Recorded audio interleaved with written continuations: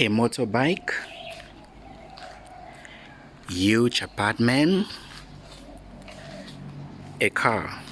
What exactly do you need to start life in Thailand as a new teacher? Welcome to today's video where I'll get to share with you a few tips on how to start life in Thailand as a new teacher. And the advice I'm going to share here all boils down to the social amenities you may need to live comfortably in the kingdom.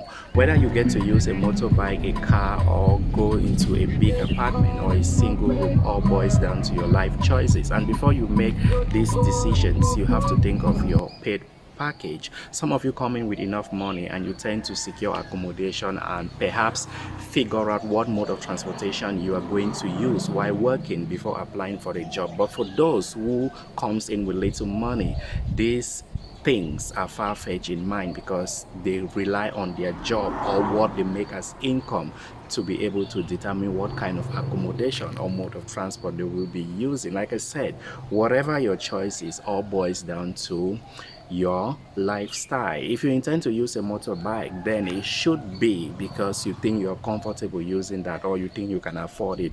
Likewise, if you go for a car, it should be because you can afford it and you are okay to use a car. Do not make the mistake of getting any of these things that is way above your budget. And in terms of your budget here, you need to look at how much you're making in terms of salary. If your salary isn't much, you shouldn't go for huge apartment. Perhaps a single room will do. Likewise, if your salary isn't much, you shouldn't go for a car. Try to manage. I've met many teachers who rather live close to the school. It's easy to walk to school because they want to save big, and there are others that will go for a car because they think they have the fund to afford it. Whatever the case, just make sure that your budget goes with whatever social amenities you want to afford during your stay in the kingdom.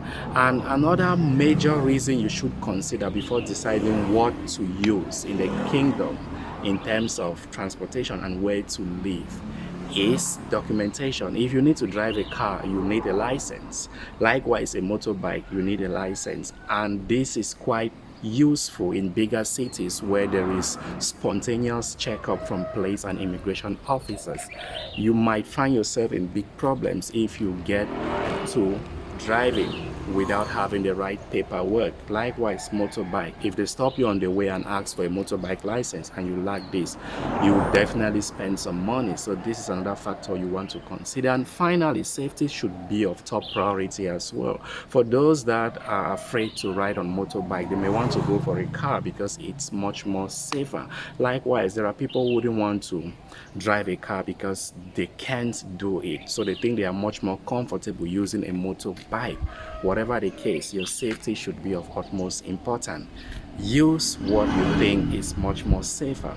It goes with accommodation. Use what you think is comfortable and affordable. I hope these few tips helps you to decide what kind of accommodation and transportation should you use in the kingdom if it's your first time in the country as an English teacher.